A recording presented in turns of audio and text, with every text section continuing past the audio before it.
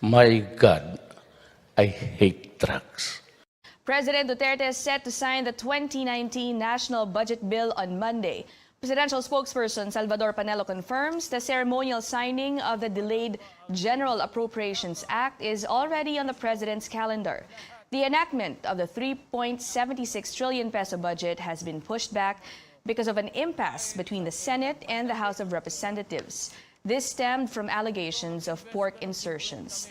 The delay has caused the economic managers of the administration to downgrade their economic targets to 6 to 7% from the previous 7 to 8%. Meantime, more Filipinos are satisfied with the performance of President Rodrigo Duterte. That's according to the Social Weather Station survey in the first quarter. The poll shows 79% of Filipinos are satisfied with the president's work, compared to 13% dissatisfied and 18% undecided. This corresponds to a net satisfaction rating of plus 66, classified by SWS as very good.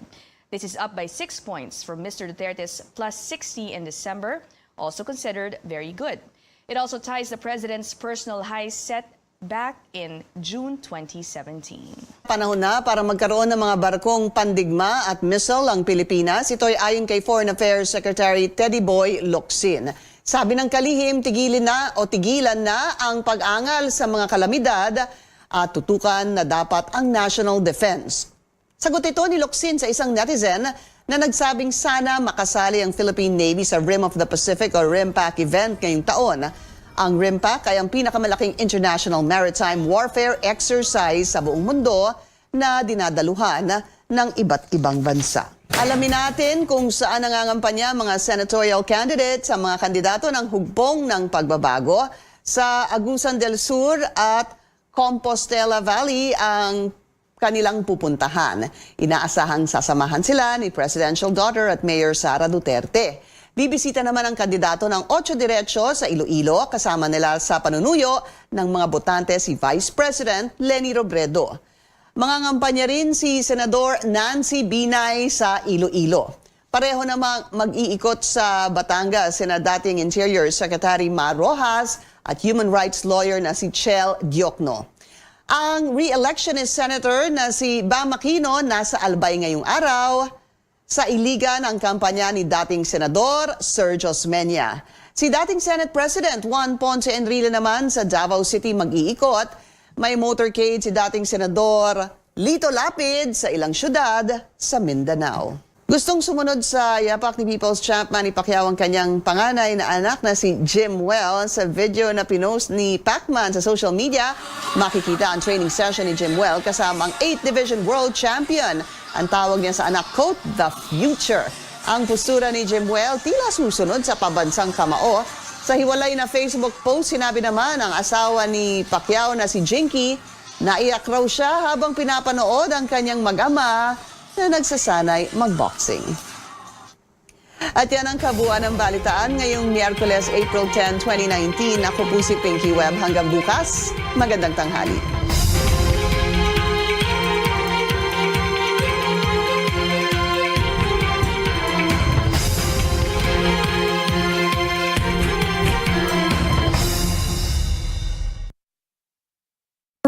This program is brought to you by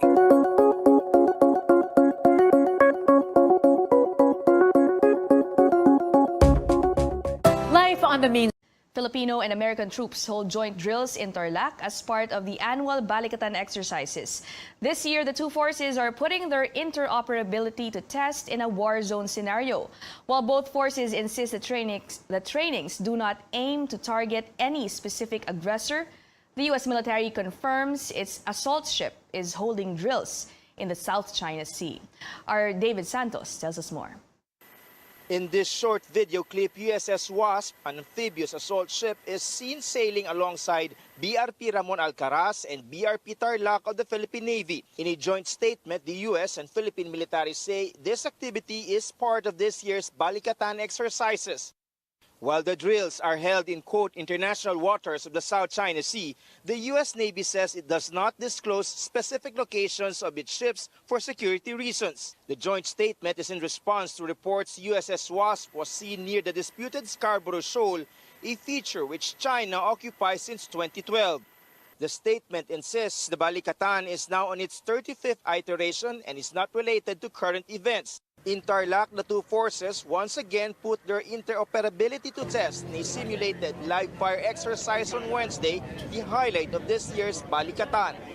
Foreign observers, including from Japan, Vietnam, and Australia, watched as Filipino and U.S. forces jointly carry out a mission in a war zone scenario, similar to operations in Afghanistan, Iraq, and in Marawi.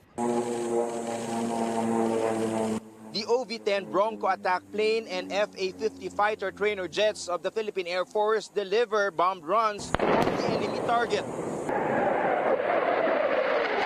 The F-18 Hornets of the U.S. Marines and A-10 Thunderbolt of the U.S. Air Force also swooped down on the enemy lines as part of the close air support. From the air, the combined forces carry out a joint ground offensive. Nakita natin ngayon yung capability of our local forces and our counterparts in the conduct of combined arms operations or yung combined interoperability. This really speaks to the ability of our forces, both U.S. and Philippine, and from different services to come together and work really well together to conduct an incredibly complex exercise. Using armored personnel carriers or APCs mounted with heavy battle machine guns, both Philippine and U.S. Army assault teams maneuver to destroy the targets. As a staged capability demonstration, there is no specific enemy that these forces want to project their combined power. Just a display of longtime allies ready to support each other, either in a time of a security crisis or natural disaster.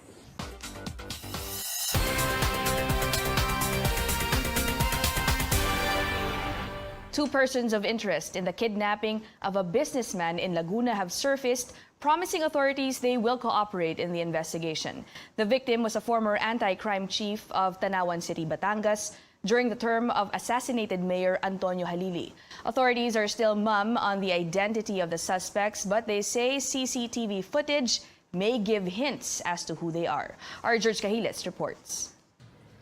Trained and capable. That's how the National Bureau of Investigation describes the abductors of businessman Alan Fajardo and Enrique Atienza in a hotel in Santa Rosa City in Laguna on April 3. The CCTV footages in the hotel show the entire incident. At around 7:43 p.m., Fajardo and his security escort arrived at the hotel lobby. Few minutes after, around 10 armed men aboard a white van arrived. They were wearing bulletproof vests and helmets, and their faces covered. The armed men forced a security guard to lie on his stomach, disarmed the guard, and entered the hotel. With a commotion around, the CCTV inside the restaurant of the hotel captured Fajardo as he went down and crawled towards other guests. The abductors then scoured the restaurant as if they are looking for someone, until they saw Fajardo. When he resisted to go with the abductors, Fajardo was kicked and even hit using long firearms. Fajardo was dragged out of the hotel and they sped off at around 7:59 p.m. Everything happened in 8 minutes. CCTV footages also show that the suspect used 5 getaway vehicles and fled towards the direction of Tagaytay City. Organize yung movement nila. May training sila. In short, hindi sila ordinaryong civilian. Ang nababanggit sa amin nito ni Alan, yung takot niya yun sa nasa narcolist siya, yun ang natatakot siya doon. Officials say 2 persons of interest have surfaced and have given their statements to the NBI. One identified as Jimmy Umali, Fajardo's supposed business partner and the person whom Fajardo will meet in the hotel that night. The other one is Elias Cardo, a supposed friend of Fajardo, the last person whom he talked to. Allegedly, sabi nung isang person of interest natin na, Ricardo, bakit, asan ka na?